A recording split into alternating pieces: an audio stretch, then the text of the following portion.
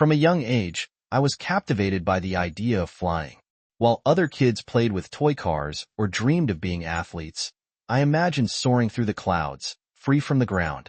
Growing up, my family wasn't wealthy, so I worked hard to pursue my dream of becoming a pilot.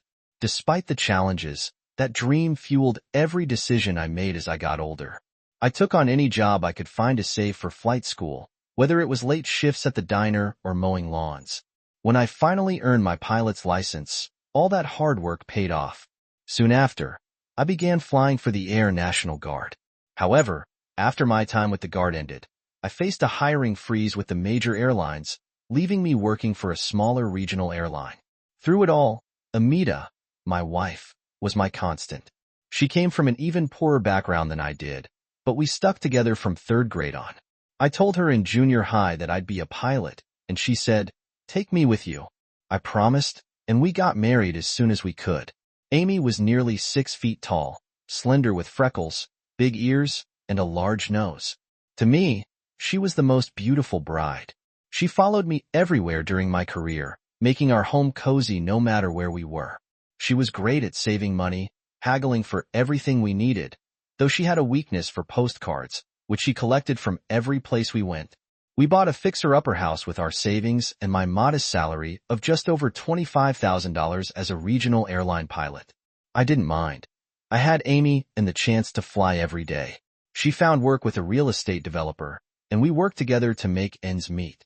Life was good, despite the slow airline hiring market. We made the best of every moment, enjoying each other and the life we built. Every morning, Jose, our head mechanic, gave me a ride to work. He helped me a lot with my truck, and we had rebuilt almost every part of it together. Jose had escaped Cuba with his girlfriend, now wife, Maria, at 18, and he was proud of his big family, especially his kids. One morning, I rode with Jose and his youngest son, Angelo, a high school freshman. I greeted them, buckled in, and mentioned needing to stop by Amy's workplace to drop off her cell phone, which he had forgotten. Angelo, like most teens, was listening to music on his headphones but noticed the phone in my hand. Curious, he asked to see it.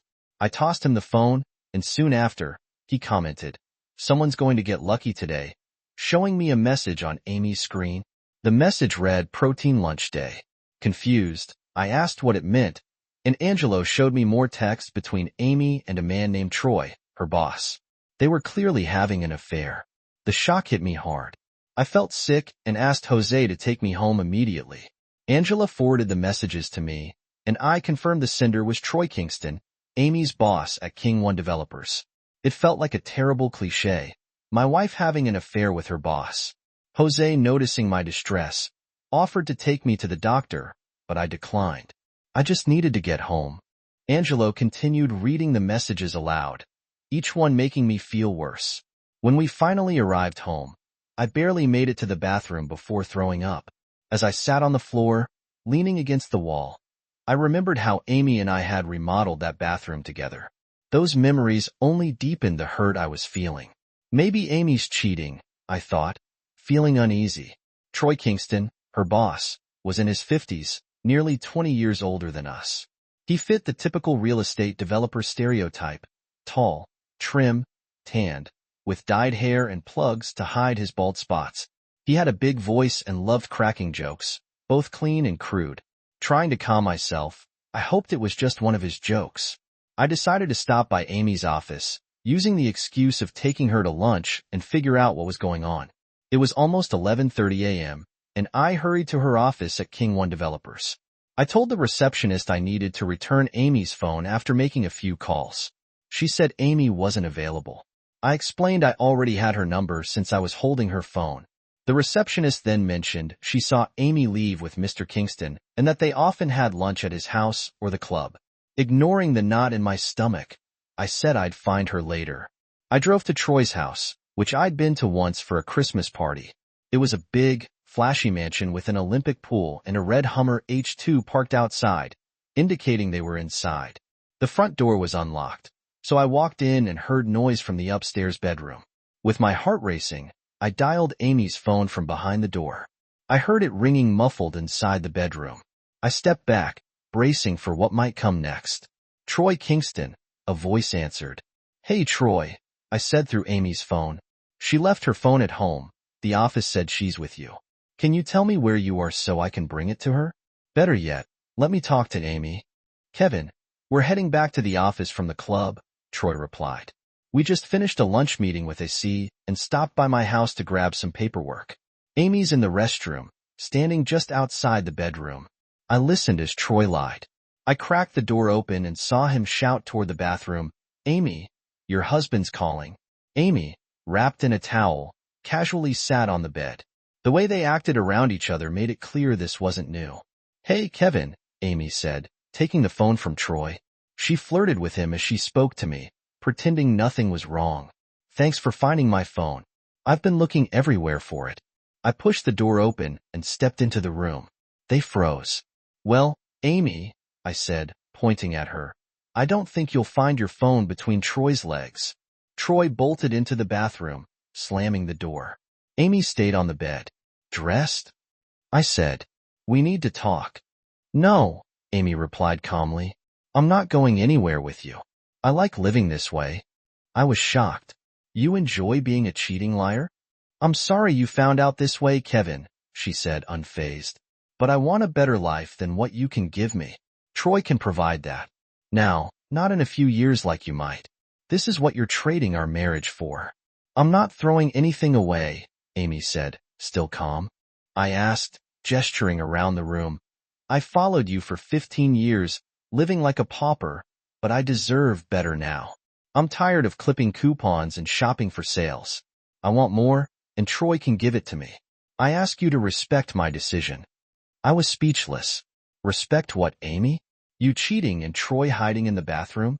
She just shrugged. The room felt suffocating.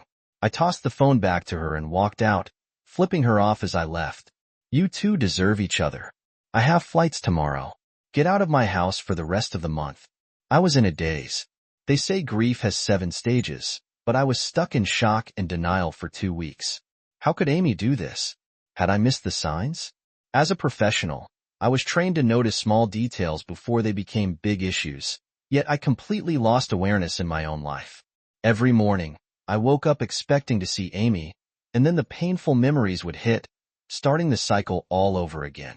By the 3rd week, the emotional pain set in, worse than any physical injury.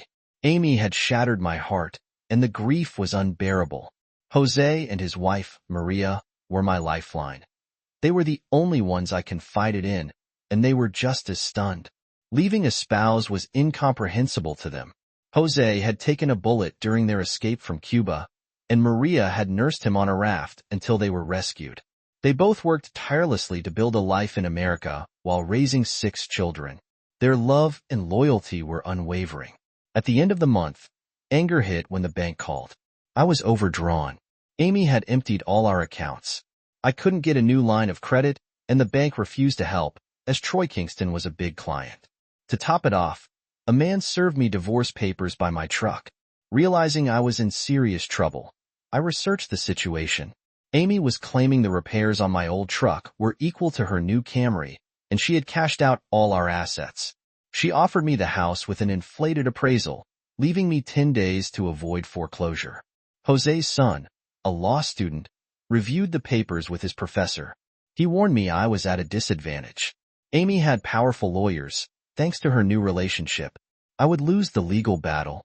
Needing money fast, I sold my truck for $7,000, which helped me stave off foreclosure and cover some bills for the next year. When I wasn't flying, I worked with Mars cleaning crews and biked everywhere to save money. I lived extremely frugally, surviving mostly on the home-cooked meals Jose and Maria insisted I eat. Maria tried setting me up with Latino women, but I couldn't even afford a soda, let alone a date.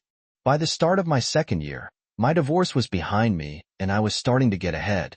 I even took some time off to work on the house. One day, I found boxes of Amy's old postcards. My first thought was to burn them for warmth instead. I rode my bike to the library and emailed Amy about the postcards. She replied within an hour. The postcards are where I've been, not where I'm going. Do what you want with them. I printed both emails for my records and went home that night. I built a big fire and roasted marshmallows while watching those cards burn. For the first time, I slept peacefully and woke up without thinking about Amy. Over 2 years had passed since I last saw Amy. One Friday night, while taxiing onto the runway, a flight attendant told me about an unruly passenger who wouldn't turn off his phone. I offered to handle it, expecting the usual resolution, a stern word and compliance.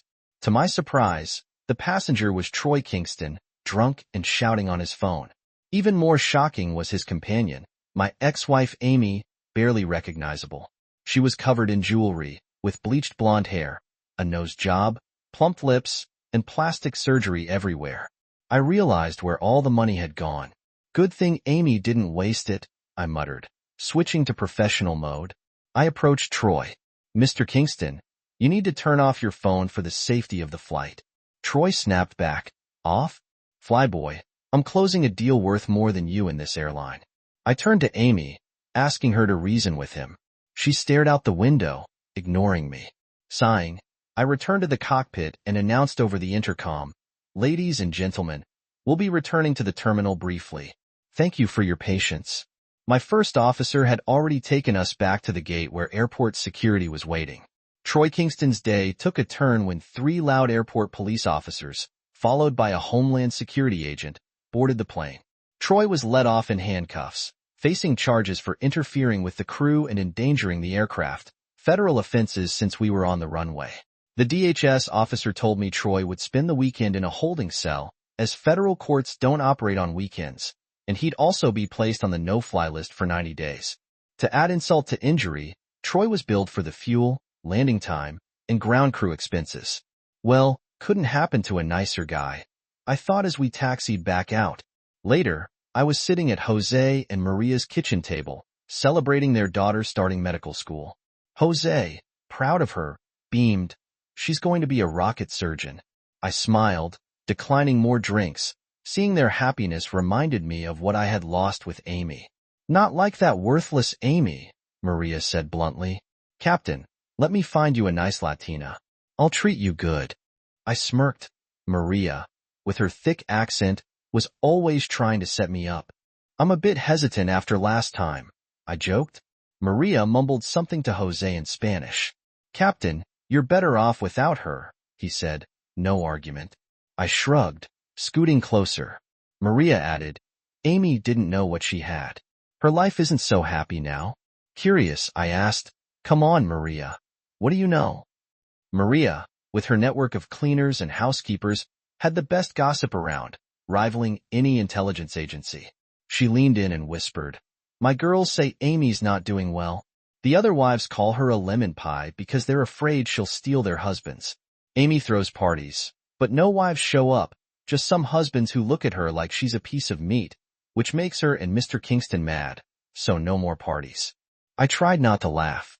Maria continued, Amy's upset because Kingston won't marry her. He doesn't give her much money and doesn't trust her. He checks her phone and hired a private detective to watch her. When she found out, she was furious. I poured a drink. Well, Maria, what did you expect? There's no trust between thieves. They can enjoy living in constant suspicion.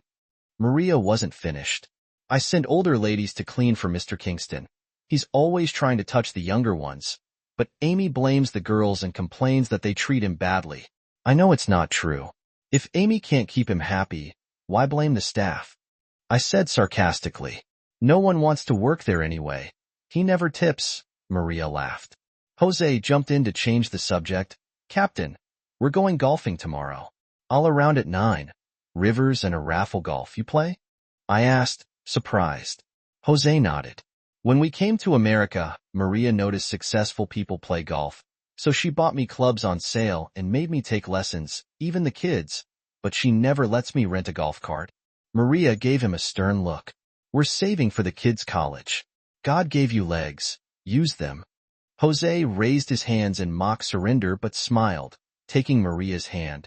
I finished my drink, wished them good night, and headed home. The next day, Jose brought his son's golf clubs for me to use, as I had sold mine after the divorce for extra cash. It was the first time in a while that I wasn't flying, working, or doing house chores, and I was having a great time. However, My mood soured when I saw a large photo of Troy Kingston and Amy hanging in the clubhouse. Troy, a board member of Nine Rivers Country Club, was pictured with Amy at an event. Sensing my frustration, Jose noticed the photo too. "Captain Jose," he said, "keep an eye on the entrance and let me know if anyone's coming." Confused, I stood guard for a few minutes. Finally, Jose said, "All clear, let's go." When I turned around, I saw he had drawn a handlebar mustache, devil horns, and crooked teeth on Troy's picture, and he didn't spare Amy either, giving her a big nose and huge ears. "What are you, 12? I laughed, but my mood had lifted. "Let's go play golf," Jose grinned. We were having a blast at the 7th hole when we noticed an elderly man ahead taking a shot. Suddenly, he collapsed, clutching his chest. Jose and I dropped our bags and ran to help while his wife frantically tried to call for help. The man wasn't breathing. "Jose, start CPR," I ordered, beginning chest compressions. "Call emergency," I shouted to the woman. "I don't have a signal," she screamed, panicking. Neither Jose nor I had cell coverage either. "You have to run to the clubhouse," I yelled at her. She hesitated, but finally ran off. Jose and I continued CPR, but after 10 exhausting minutes, we were struggling. Just as I was about to give mouth-to-mouth, an electric golf cart zoomed up, nearly running over my foot. The girl driving the beverage cart jumped out, grabbed a small hard case, and knelt beside me. Inside was a portable defibrillator like the ones in airports.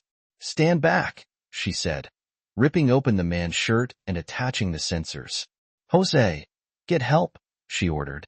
Jose sped off in the cart while she followed the defibrillator instructions and pressed the shock button. The man's chest jolted, and his eyes fluttered open. "He's breathing, but he needs medical help fast," she said. I wiped my forehead and glanced at her, a young, slender woman with a name tag that read Lords. Just then, a Ford F-250 truck pulled up, driven by Jose. "Recognize your old truck, Captain," he joked. The golf cart died. We loaded the man into the truck, Lords riding up front, and I took the driver's seat as we tore across the golf course. Lords directed me to a path, but I insisted on my own route, familiar from countless flights overhead. Lords was on the phone with the hospital, rattling off medical jargon. I quipped, "Not bad for a drink cart girl." She shot back, "I'm a nurse, dumbass." I could only manage, "Oh." As we screeched into the emergency entrance, where doctors were waiting, Jose and I were airport heroes, but soon after, I got a letter from the Nine Rivers Country Club billing me $200 for course damages. They threatened legal action if I didn't pay, but I just laughed and tossed it in the trash. It's hard to get something from nothing, I thought. I never learned if the man recovered, but he was airlifted out soon after stabilizing. I tried calling Lords only to find she no longer worked at the club. After a week of searching, I asked Maria for help, and within 15 minutes, she had all of Lords' info, from her phone number to her shoe size, thanks to her network of Latino women. Maria started talking about Lords as if she were giving a formal report. Lords is 26 years old, the only daughter of her father, an immigrant laborer, whom she cared for until he passed away. Her mother died when Lords was a child. She's never been married, recently got her nursing degree but hasn't taken the exam yet, and works the 3 p.m. to 11 p.m. shift at Mercy Nursing Home. She rents a room, isn't seeing anyone, and loves vanilla ice cream with sprinkles. That's it, Maria teased with a grin. No birthmarks, no warrants. She gave me a smile. Look, Lords is a good girl. She goes to Mass every Sunday at St. Paul's. Want me to set you two up? She reached into her pocket for her phone. No, Maria. I jumped up. Thanks for the phone and Lord's address. I'll take it from here. I heard Maria laughing as I left her house. The next day, Lords was sitting on her front steps when I approached with flowers. She smiled when she saw the surprise on my face. Why'd you wait so long, Kevin? She asked. How did you know I was coming? I stammered. The Latino Women's Network works both ways. Kevin Lords laughed as she stood, took the flowers, and headed up the stairs. You haven't had a chance. Stay here while I put these in water. Lords was easy to talk to. She shared how she balanced school, nursing homework, and a job delivering drinks at the Nine Rivers Country Club until recently. Kevin, Lourdes began. I had a lot of debt from loans and tuition. My nursing home job covers rent and living expenses, and the good money from serving drinks helped me pay off the debt, as well as cover the testing fees for the nursing exam. What happened to the Nine Rivers job? I asked. Lourdes wrinkled her nose.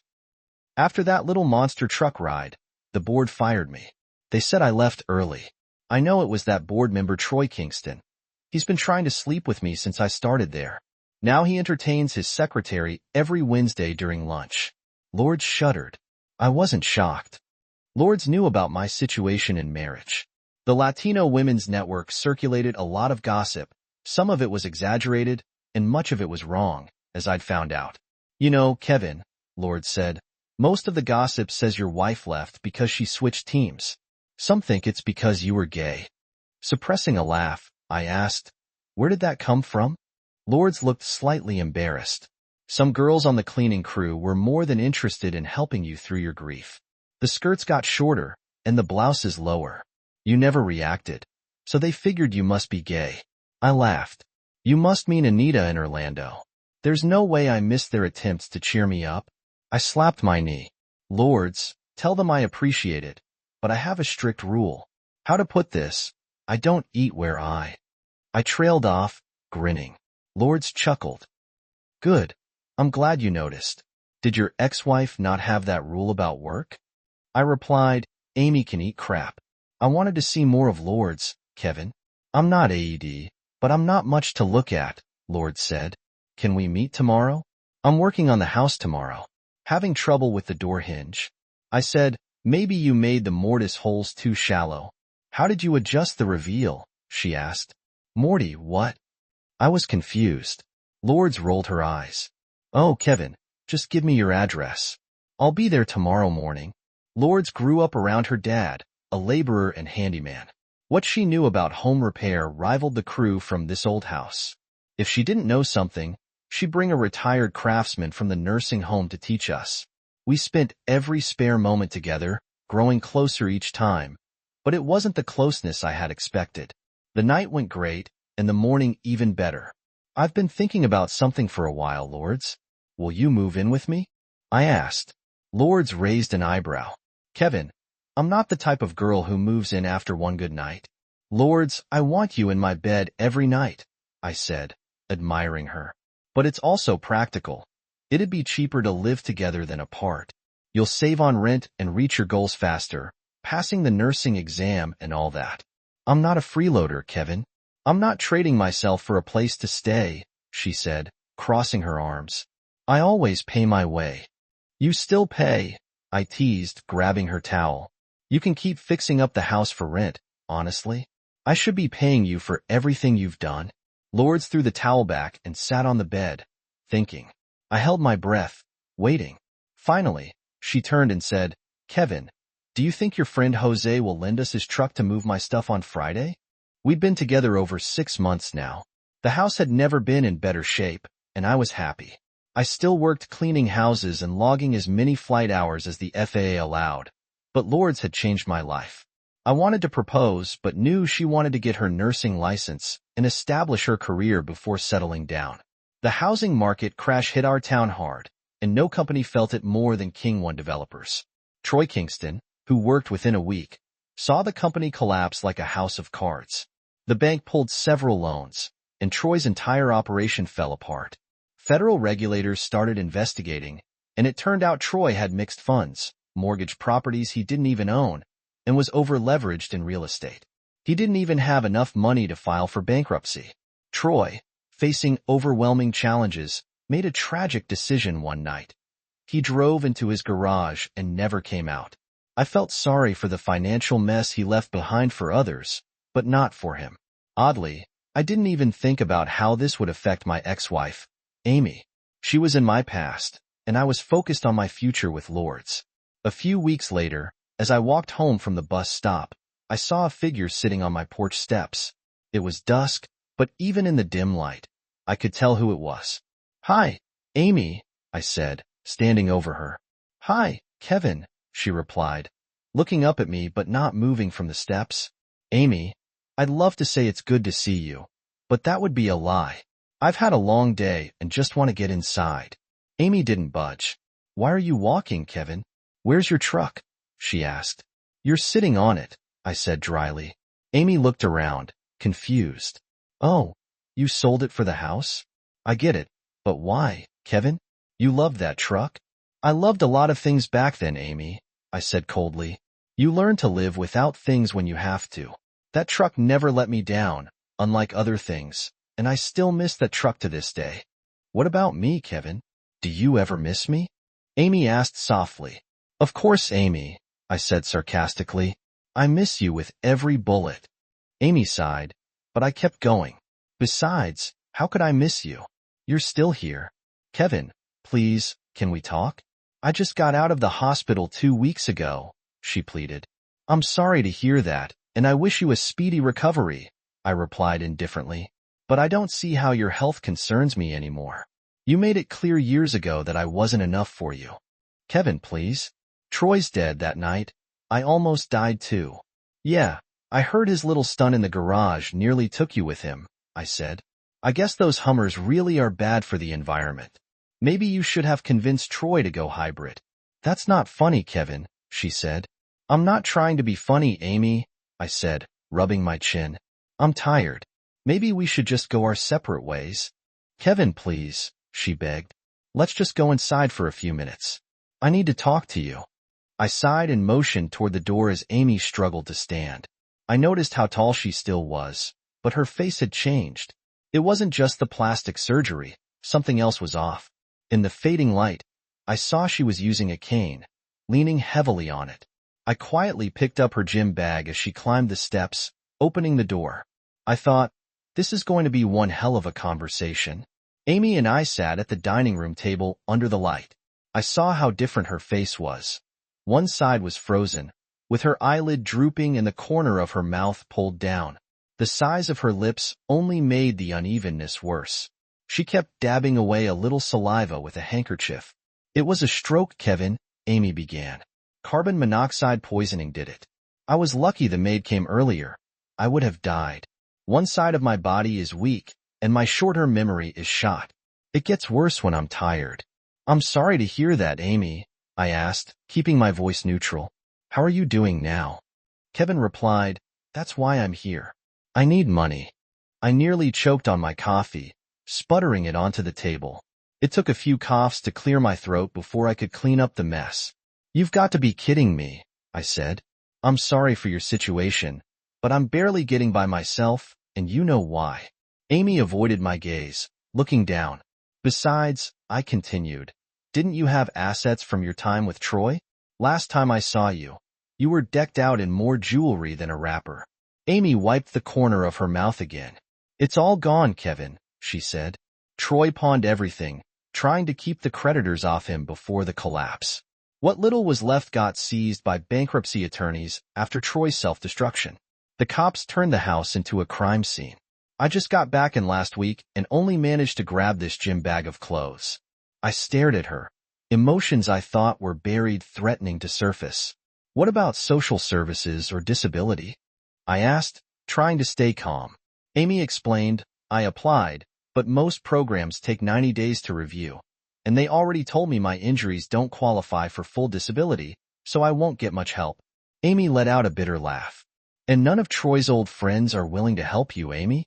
I asked. No, not anymore, she replied. None of them want me around. They're scared I'll hit on their husbands for money. Honestly, I can't blame them. After the divorce, I burned a lot of bridges, and most of our mutual friends sided with you. I sighed, running a hand through my hair. All right, Amy, sell the Camry. It's still worth something. The Camry?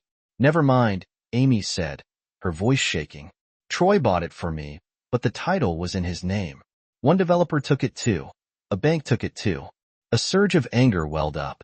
Amy, you got that car barely 4 months after we moved here. You started seeing Troy before the ink on the mortgage was even dry. Kevin, Amy turned away. Troy and I didn't get together until 6 months after I started working for him. I couldn't help myself. Oh, my mistake. I didn't mean to suggest your virtue was compromised by waiting an extra 2 months to jump into bed. Kevin, don't you think I know I messed up? This is hard for me too.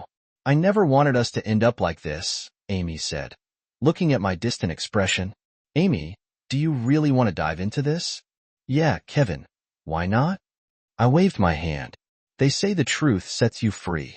Go ahead, try. It's not about trying, Kevin. I just want you to know that none of this was your fault. It was all me.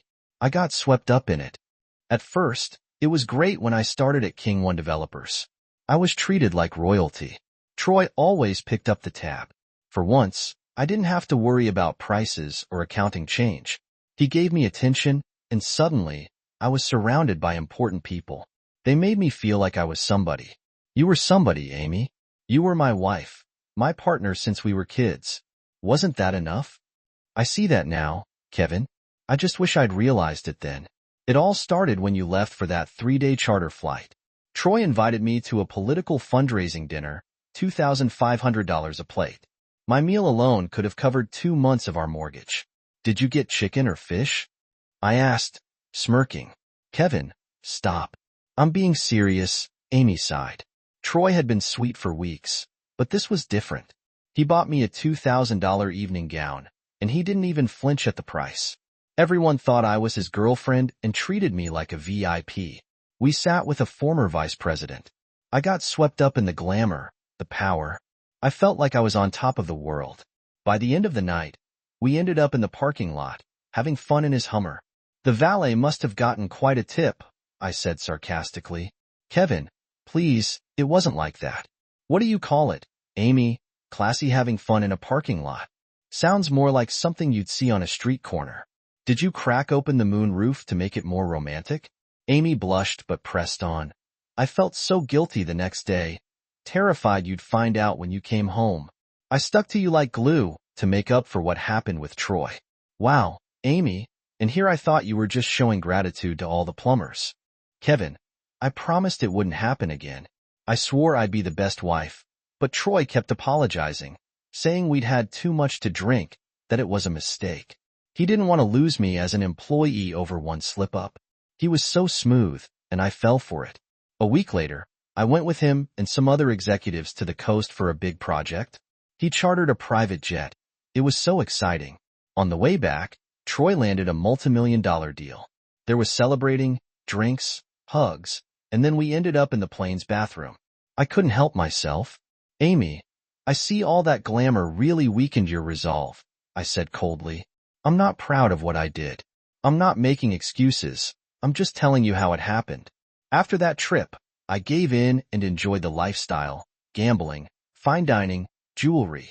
At first, only when you were away, but then it became lunches and midday, rendezvous. Eventually, I started resenting you, feeling like our life wasn't enough. That's when I realized I'd put our marriage at risk. The saddest part is, it wasn't even Troy's money. It was King of Developers' corporate funds. Troy didn't have any real money of his own. Most of his paycheck went to his ex-wives. Even his Hummer was leased. The house, the Rolex, almost everything was in the company's name. Amy looked at me. That's my sad, pathetic story, Kevin. Do you have any questions?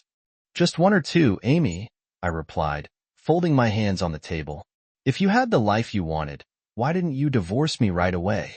Why drag it out for 1.5 years, cheating in secret? What was so thrilling about balancing life between Prince Troy's wealth and your poor husband? Amy looked away. Kevin, at first, it was because I didn't want to hurt you. We've been together since elementary school. You were my best friend. I kept telling myself it was just a phase, that it would end soon. You'd never find out, and we'd still live happily ever after. But it became harder to let go. All these new things made me feel like royalty for the first time. I wasn't standing outside looking in. I kept delaying ending things with Troy. I was like a fly drowning in honey. She wiped the saliva from the corner of her mouth again. When you found me in Troy's bedroom, I panicked. I knew there was no going back, that you'd never forgive me. But at that point, half a life with Troy seemed better than nothing. How about choosing the truth, Amy? I said sarcastically.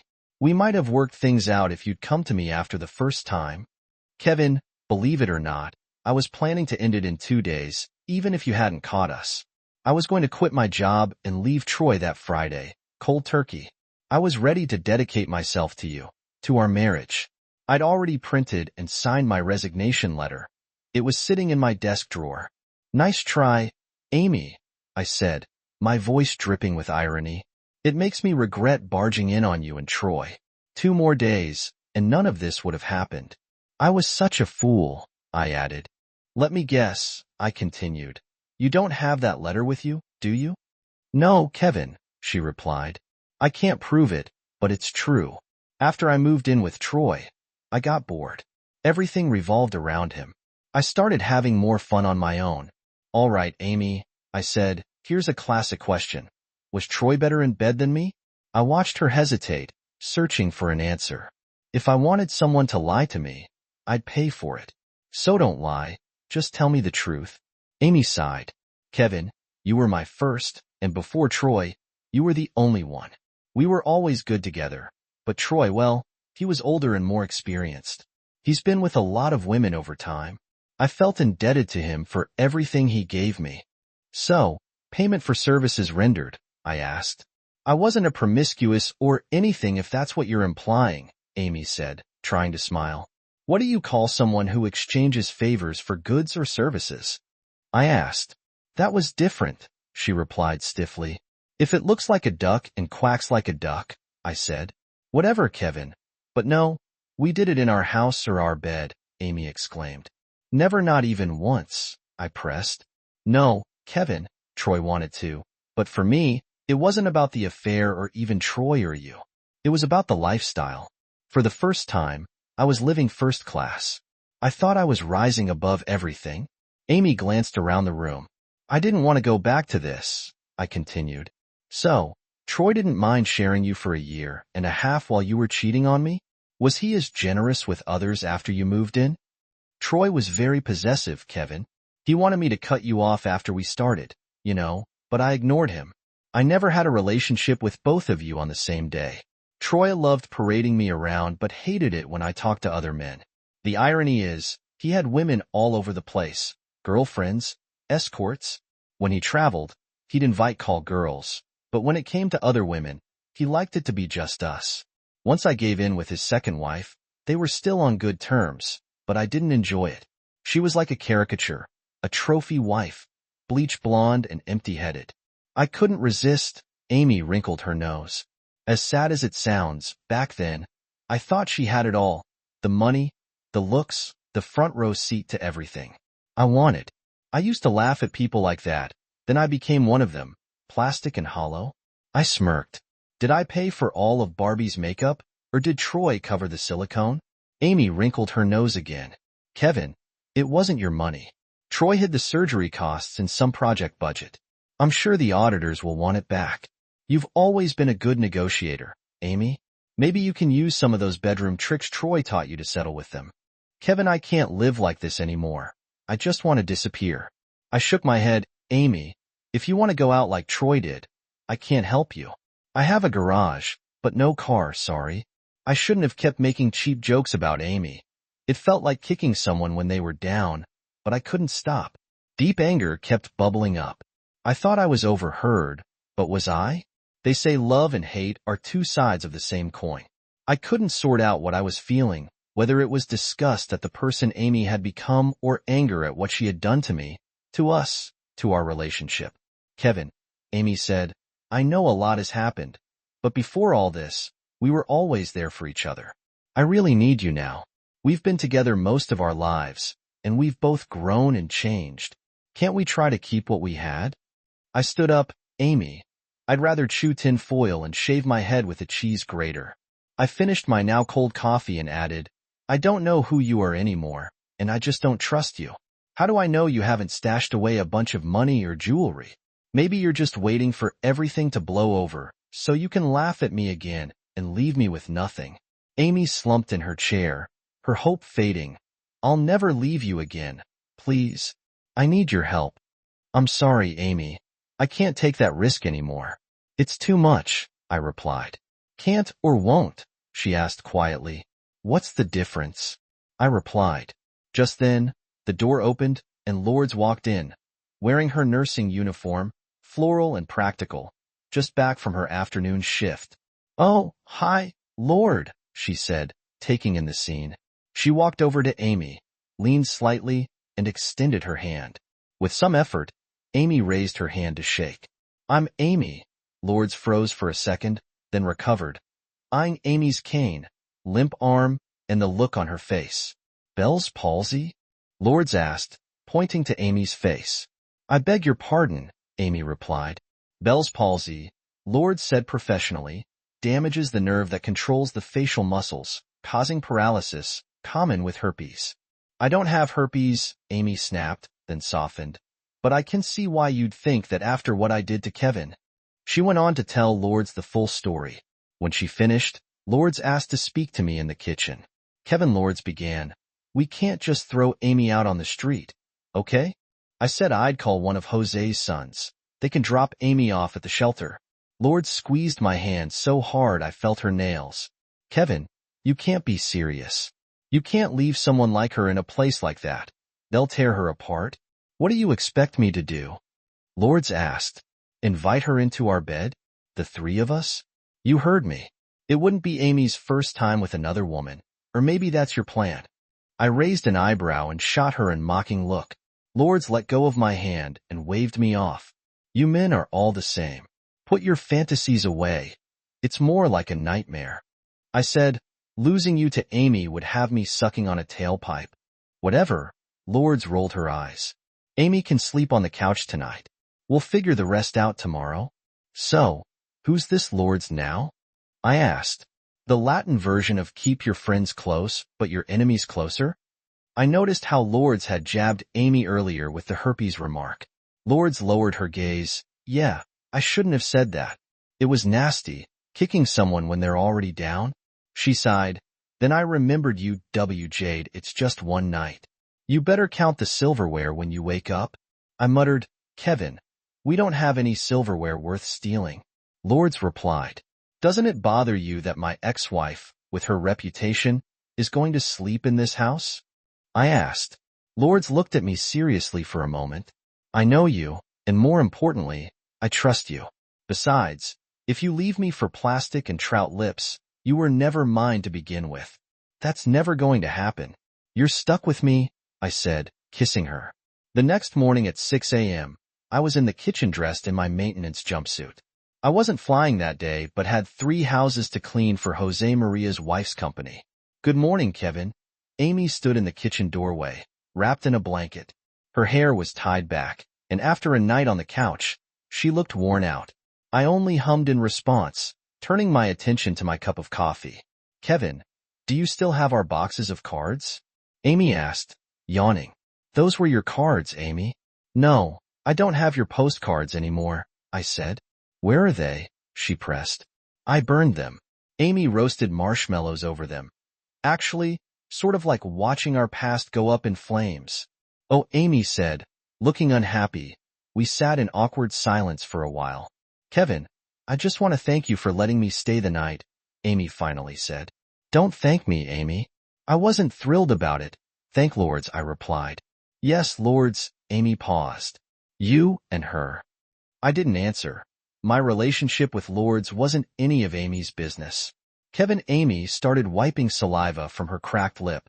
"I don't know if I said this last night, but I'm sorry." "Sorry for what, Amy?" "Cheating, leaving, taking all the money, ruining our marriage, lying, trying to take more after bankrupting me, coming back to mess up my life, or just missing all the toys Troy gave you." I stared at her, my voice cold. "Be specific." "I'm sorry. I wanted something more than you did," Amy said softly. "That sounds more like regret than an apology," I said, standing up and pouring the rest of my coffee into the sink.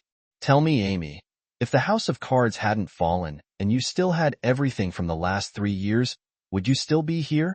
"Kevin, I'm sorry I left you," I heard her say as I rinsed out my cup. I felt a hand on my shoulder and turned around. Amy was standing close to me. "I see someone's happy I stayed the night," she said with a hopeful smile. "Don't flatter yourself, Amy," I said, brushing her off. Her smile faded, but she persisted. Kevin, I meant what I said last night. I'm yours, only yours. You can have me anytime, anywhere." She held out her hand. waiting for me to take it. I looked at her hand, feeling nothing but a dull ache. I've seen this show before, Amy. I'll pass. I turned away, heading for the door. Later that day, I realized my first major fight with Lourdes would be over Amy. I just wanted her out of my life, to be someone else's problem. But Lourdes and Maria both lashed out at me. Jose Maria's husband wisely stayed out of sight, avoiding the crossfire. I wished I could have done the same. All their talk about Christian charity, forgiveness, and turning the other cheek sounded great in theory, but in practice, it sucked. Two Catholic Latino women who believe God is on their side are an unstoppable force. They were firm in their belief that it was our duty to help those in need. Cast your bread upon the waters, and all that. They argued that forgiveness didn't mean forgetting what Amy had done. Lourdes and Maria pointed out that saints had forgiven those who wronged them.